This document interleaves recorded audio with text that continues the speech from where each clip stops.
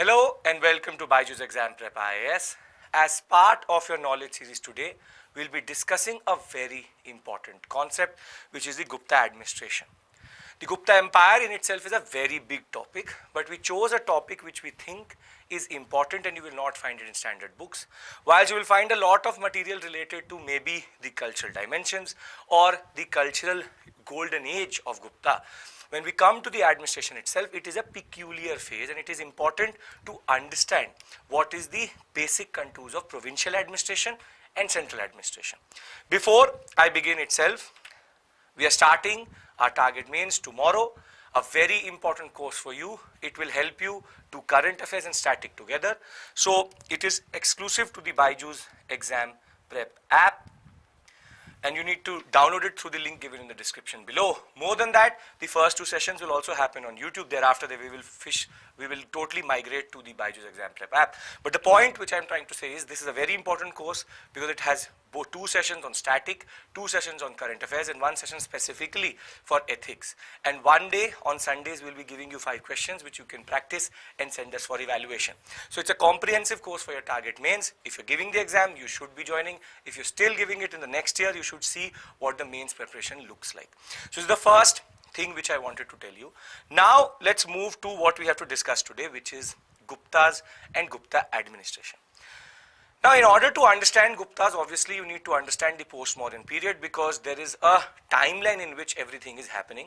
And when it comes to ancient or medieval, timelines become important because they give you a specific period in which they work. So, first thing is, there are 2 different timelines with which we are working.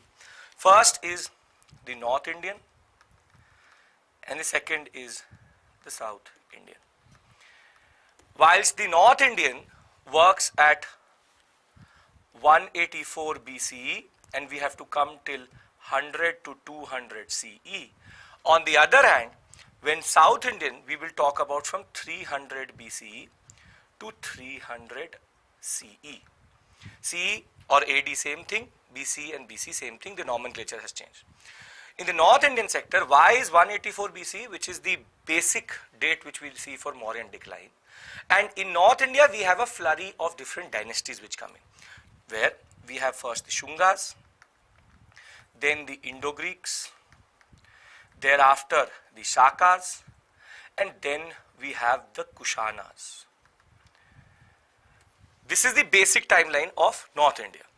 In South India, till the rise of Shakas, we actually have the Sangam polities. And it is after the Sangam polities that we see that the Satavahanas rise in South India. Shakas are in between, they are in this Deccan sector. We have the Shungas here, the Indo-Greeks this area. Shakas used to actually extend like this, and then we have the Satavahanas in this sector. But as I told you, there is a time gap, meaning when the Shunga, Indo-Greeks and Shakas are there, at this point of time we rather have Chola, Chera, Pandya. The Satavahanas have not risen. The Satavahanas, when they will rise, the whole of North India will get consolidated under the Kushanas. So the point is, where our story starts today, the Kushanas and the Satavahanas are the 2 major dynasties which are there at this point of time.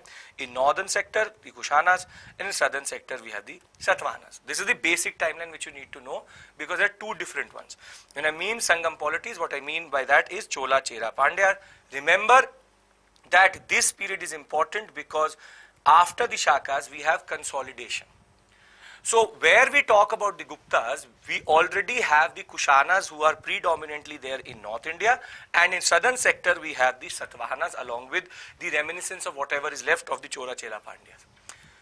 Now, a very important concept which you need to understand first to move on to Gupta administration or anything related to the Guptas is what are the tendencies which had developed during the post-Mauryan period, because these tendencies will become a reason why the Guptas themselves will rise, because the Guptas were technically feudatories of the Kushanas. For that I need to explain to you what a feudatory would mean.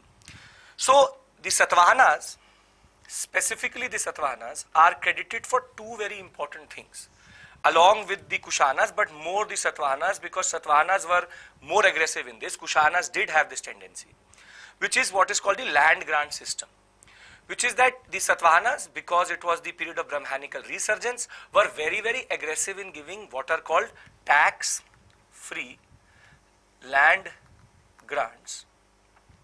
And these tax-free land grants are the ones which you need to remember. One thing is, these tax-free land grants are given to Brahmins and are also given to the next most important, the Buddhists.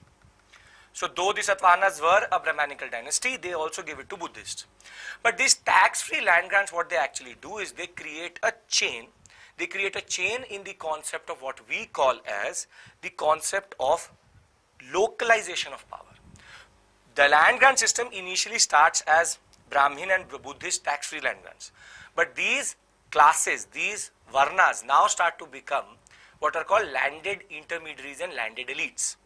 So this tax-free land grant tendency became very, very common during the Satavahana period, and thereafter, the Satavahanas, in this tendency was inherited by the Guptas also. The Kushanas did the same thing, but in a less aggressive way. The point is, what the land grant system does is, these tax-free land grants to Brahmins, Buddhists, and the corollary, which is the extension of this, is that these tax-free land grants start to go as land grants in lieu of service. In lieu of service means that once the state does not have money, they start to give their officers land grants in their services. Meaning, for example, you're an IAS officer, now the government of India does not have money to give you, so the government of India rather says that you take 100 acres of land in and near Mathura or Agra, and that is your salary itself. So initially they have the money to give to the services or the officers of the empire itself. Once they don't have that, what they do is that they start to give land grants.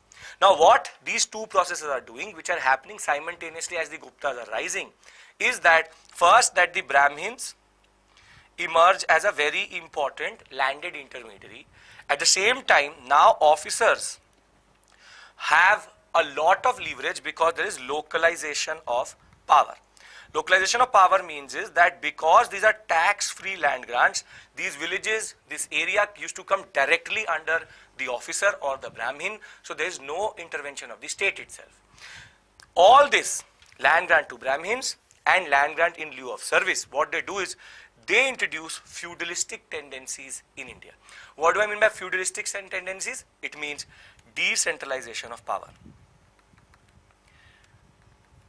And the word which we technically use is called suzerainty. Suzerainty is the concept of what we call as decentralized structure of power. We have a centralized system in which the king controls the officer gets a salary, and the officer is then answerable to the king. This is a centralized system in which the king is directly controlling the officer, who is then directly controlling the villages. On the other hand, we have what is called a decentralized structure, which now is becoming more and more common in the Post Mauryan period, which is called the concept of suzerainty, in which the king only exercises control to local power centers. The word sometimes were called Maharathis and Mahabhojas. The local power centers are nothing but intermediaries who actually were exercising the real power on the villages. So what this relationship is called a relationship of suzerain, meaning there is suzerainty between this. The sovereignty does not lie with the king itself. It's a system based on decentralization and suzerainty. So this suzerainty model is developing, or what we call as feudalistic tendencies. Suzerainty itself is feudalistic tendencies, is developing because these local power centers are actually coming up because of this whole land grant system. So what you need to understand is that whilst culturally it is a very, very important period, the Gupta period, administratively we see that in the Gupta period also we have what is called the core and periphery concept. So if any map you will see of the Guptas, you will have a core area, wherein the core area would be near Patliputra, near Kaushambi, that whole eastern sector. But under Samudragupta, the Gupta Empire had expanded till the northwestern sector, but that was totally the periphery. The periphery is always controlled by the local power centers. It is only the core area where they actually have real control. This concept needs to be totally clear in your mind, because the question which comes is that, was it a centralized administration? No.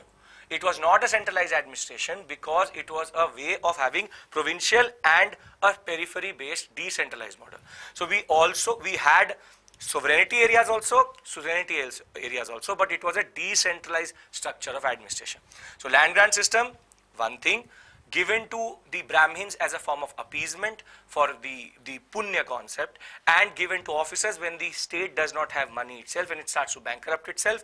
This leads to, over a period of time, feudalistic tendencies rising in the Indian subcontinent, and that feudalistic tendency is very, very important, because localization of power creates local power centers, and herein lies the origin of the Guptas.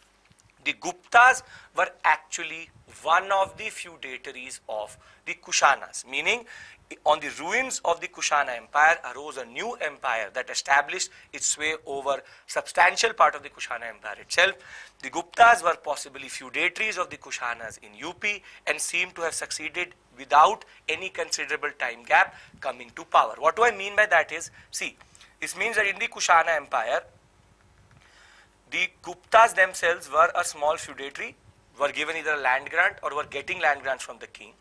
This in turn, what it did was that these Guptas, once the Kushana main rule became the center became weak, the periphery or the feudatory overtook or captured power. This is a very important tendency. This will become a tendency in the Gupta, post-Gupta, throughout the period. That is why during when Gori will come, when Ghazni was here, there was total political disarray, because of the fact that feudalistic tendencies had totally taken over. So what we see is that the Kushanas had a very important core. Once remember, in a decentralized model, because it is based on dispersion of power, as soon as the king becomes weak, it is very easy for the feudatories to break the ties. So until unless the king seems very, very powerful, the local power centers obey the overlordship, the suzerainty of the king. Once this center becomes weak, they start to usurp power. So the Satavahanas will have what are called the Vakatakas coming to rise, again feudatories of the Satavahanas, and in North India we will have the Guptas rising out of the ashes of the Kushana Empire. So which are the important rulers who actually were instrumental in expanding the Gupta Empire? So we have Sri Gupta, who is the founder, then Chandragupta-I, Samudragupta, the most important. I have not given you dates because you don't have to go into dates, that becomes too much and that will become too much to understand also. So you only have to remember the basic sequence. Sri Gupta, Chandragupta-I, Samudragupta, Chandragupta-II, Kumar Gupta, Skand Gupta, Narsim Gupta, Baladitya, and Vishnu Gupta, the last one. Narsim Gupta, Baladitya and Vishnu Gupta more or less were working with the same model, giving land grants to the officers for their services. So when we look at the map of the Guptas itself, there's a reason why we don't give a specific area. What we believe is that from Mathura till the Gangatic Valley or the Gangatic area in the West Bengal sector, this was the core area. This was the core area where there is centralized control. This centralized control is the way in which the king is working through his officers, and we will see they were called Kumar Amatyas or Uma Amatyas. Outside this zone, however, the Gupta Empire was actually quite big.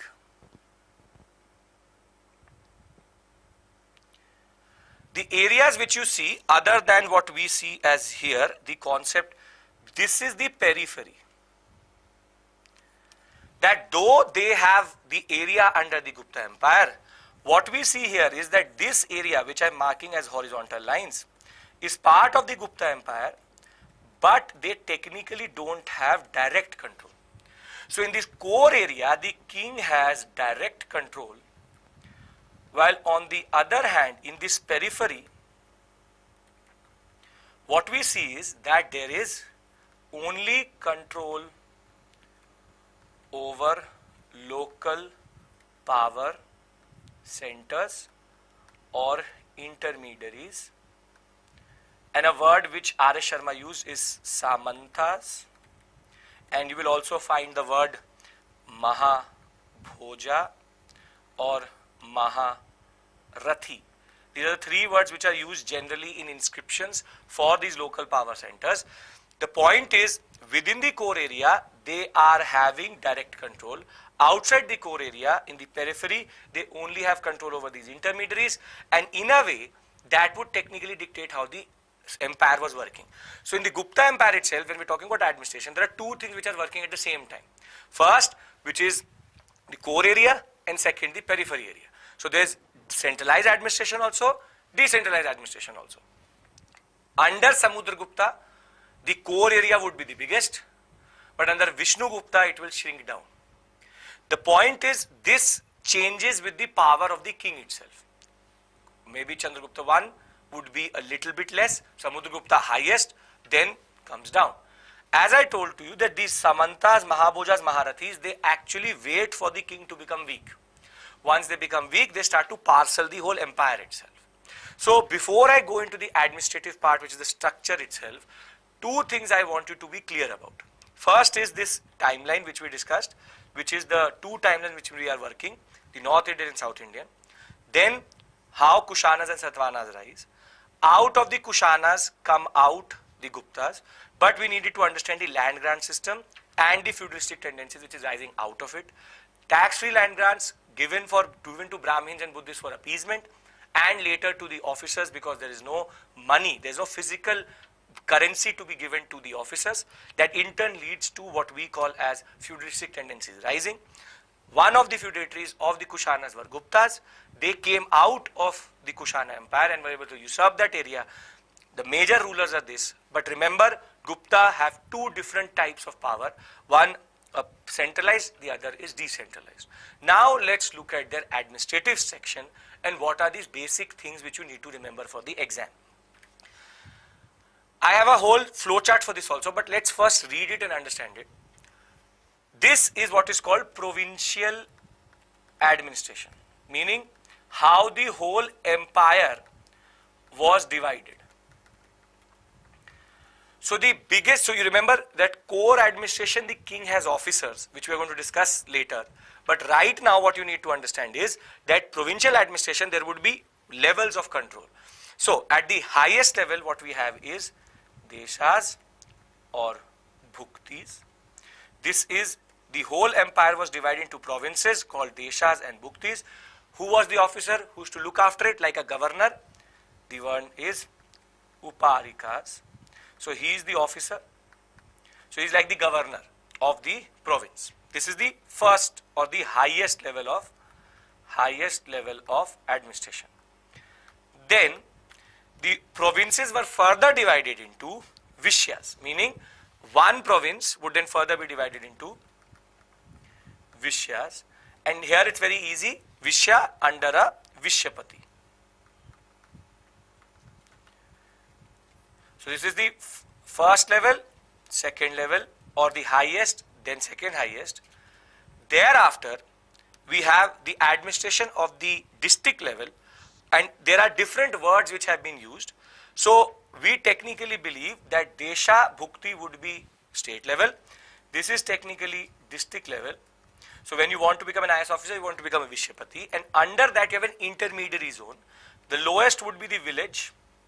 The village would be under a gramika or a grama, and here there is an intermediary level which works, for which we have a lot of different words such as vithi, pata, bhumi, pataka and petha. So let's use the word petha, and it was then under an official called ayukta.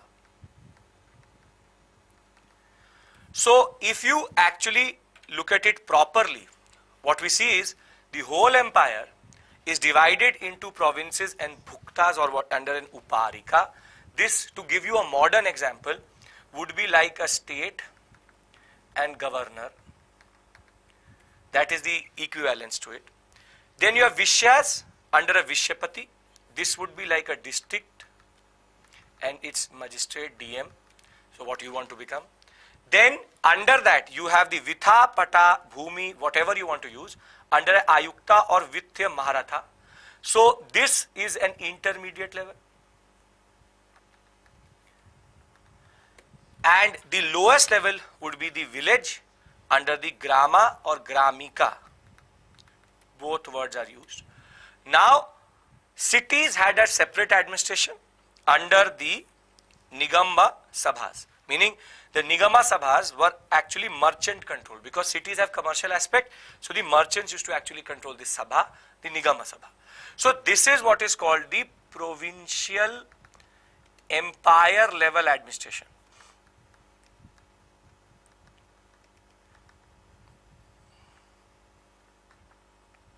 Empire level administration.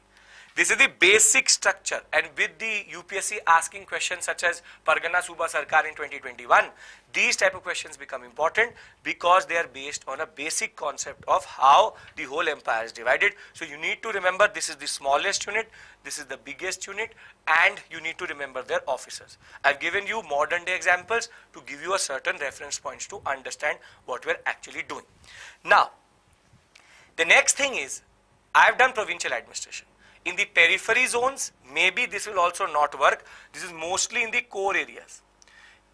In the periphery, what would happen was that the king would just control the Samanta, and that would be it. The Samanta would have his own administration at the village level. The point is the king did not have direct control to the village, only control to the Samanta. So we are still in the core administrative area. Then comes what are called the central administration. Central administration is equally important because this is in the core area of the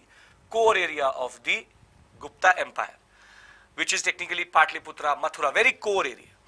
So Gupta kings assumed imperial titles such as Maharaja Raja, Parambhartaka or Parmeshwara. What is more important to us is there are seals and inscriptions which tell us about different officers with different ranks. In that we find two very important words, Kumaramatya and Amatya. What we believe is Kumar Amatya is like a ministerial head, meaning he is a head of the department because the whole administration was divided into departments. For example, the land department, the finance department, and I'll show you that also. And under him he had Amatyas. So to understand this, you would like to understand it like you have what is called a secretary of a ministry, and then under him you have a lot of additional secretaries or joint secretaries. So it is like both are IS officers, but actually there's rank difference. So Kumara Amatya would be a head of a department. On the other hand, Amatyas would nothing be the officers which do the administration on the ground level. So the term Kumara Amatya occurs in the 6 Vaishali seals which have been found, and they refer to high-ranking officers with an office, Adhikarna, under them. The designation of Amatya is also found in the Bhita seals. They are maybe officers under the Kumara Amatyas. Kumara Amatyas could be equivalent to the royal blood also, princes of royal blood, meaning a lot of times the princes used to be Kumara Amatyas. And individuals of rank of Kumara Amatyas sometimes had additional designations also. So now when we summarize what we are technically doing, so we have the Uparika Vishyapati concept, which is the provincial administration. In central administration, the king then had a lot of different departments through which he used to actually work. And all these departments then used to have what are called Kumara Amatyas as in charge. And then these Kumara Amatyas then had Amatyas under them. To give you an example, the fact is that there are various departments under which the Guptas used to operate under. So for example, Kumara Amatya we know is nothing but a high official. We have an in charge of foreign affairs, the Sanhi Vigrahaka. The point is this is a department. For example, you can think it of as the foreign affairs. This is Ministry of External Affairs, and this person is the in charge of that. Same way, you have Maha Bala Dikta, which is the commander of military forces. So this would be the defense ministry. Then you have the commander of cavalry, specifically Bhattaswatpiti, which is nothing but horses, a very important department. Then You have the Kutka or Pilupata, which is the elephantry. So these three technically are like the different chief of staffs, meaning he would be the commander in chief of everything. Then you have cavalry and elephant, both very, very important departments with two different officers. So these are Kumara Matyas. Then you have the head of police department, the Dandapa Shikarana, which is Danda would technically be always be referred to the police itself. Then you have the Sholkika, customs officer, GST officer. Then you have the Hiranika and the Orgika, which is the tax collector. So this is like the intern caste department.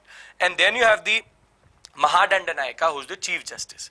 What do I mean by this is that the king, for example, Samudragupta, would operate all the different aspects such as justice, revenue, the concept of taxes in the form of, because he's a customs officer, it is related to trade, police, military, and external affairs, the basic.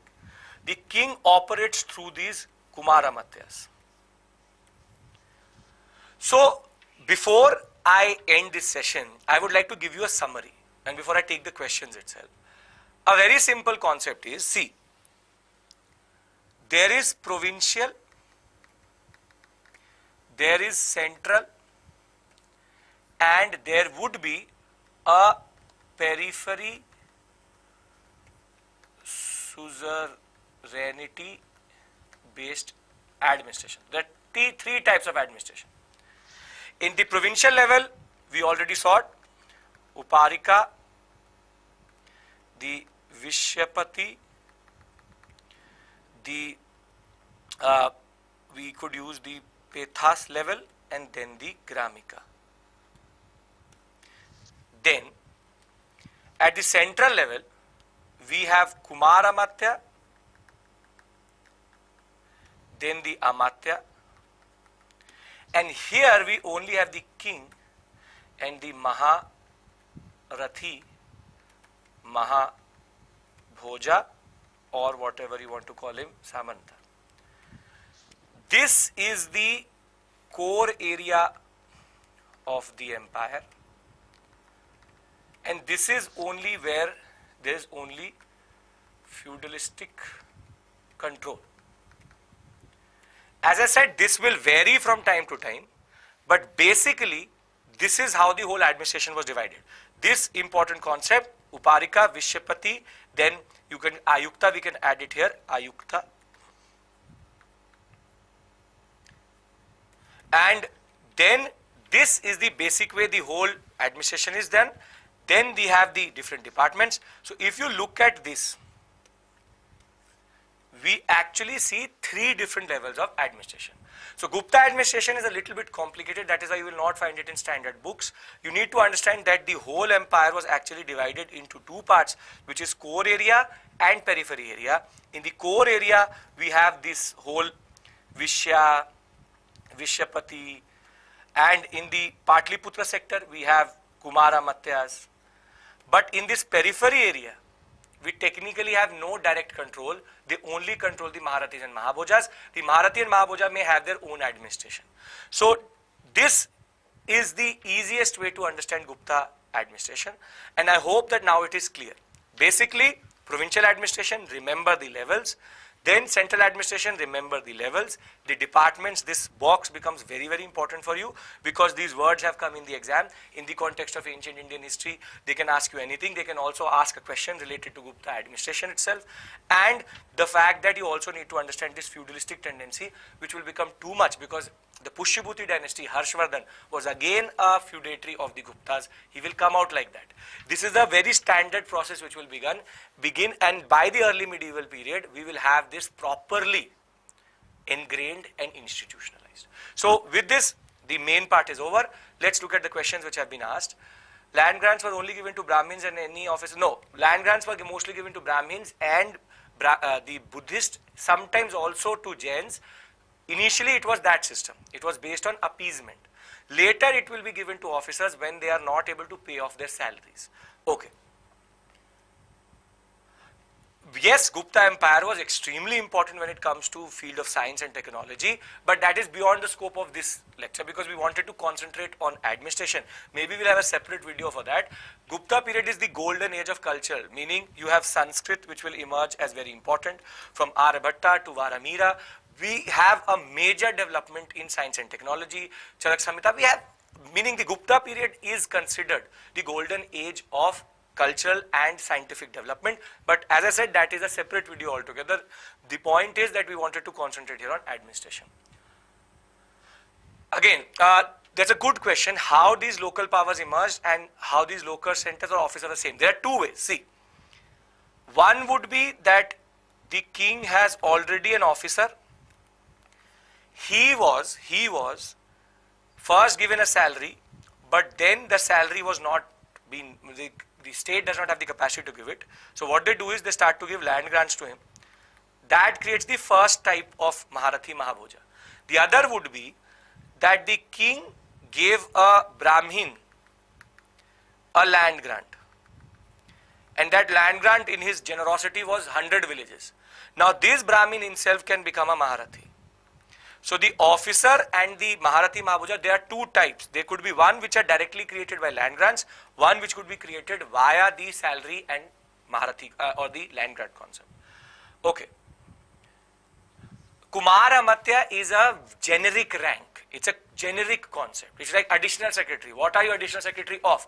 Secretary of Finance, Secretary of Defense. So Kumara Amatya are basic words which are there. They are not specific to anything. This officer, for example, Sholkika, is a Kumara Matya itself. His basic designation is Sholkika, but he is a Kumara Matya also. Okay. It is important. Core periphery concept is important to understand because decentralization of power. See, remember, federalism and decentralization is very different. Federal structure is not based on this concept of overlordship, while suzerainty is based on overlordship. A very simple example is that when you're preparing a loan, you have sovereignty. Whatever you do in your room, outside your room, it's totally on you. You accept, you have sovereignty within, outside also, internal, external freedom, both. When you prepare with your family, with your parents, within your room you have your own internal freedom, which would be sovereignty. But outside that, you accept the overlordship of your mother or father. So that is a suzerain based model. That your suzerain is your mother or father. Outside the door of your room, you have to abide to the rules and regulations and the basic way your parents want you to conduct yourself. But within your room, you have internal freedom. Suzerainty is this only. The Maharathi Mahabhojas have internal freedom. Externally, they will accept the power of the king. Okay. Medieval history best book is Satish Chandra. Any day, Satish Chandra, very good book, has everything related to this. We can say that peripheries or weak areas can be won easily. In a way, yes, because these Maharathis, Mahabhojas don't have the capacity to ward off invaders, sure. Very different. Gupta administration, we call it feudalistic tendencies, but we don't call it feudalism itself. Feudalism is nothing, is a very different concept with the king, then the knight, then the vassal, and then the serf. Here there is no concept of serfdom or serf. This is the way feudalism actually works. Knight having control over the vassal, vassal having control over the bonded labor, king only having control over the knight. This is not like that. We have feudalistic tendencies in the way that the king acts through local intermediaries. It shows a reminiscence, but it technically isn't. So with this, I would like to end this session. Thank you so much. I hope that you learned something today with Gupta administration, something new, and you understood the feudalistic concept. I will see you tomorrow at 3 p.m. with Bhakti movement. Thank you. See you. Take care. Bye-bye.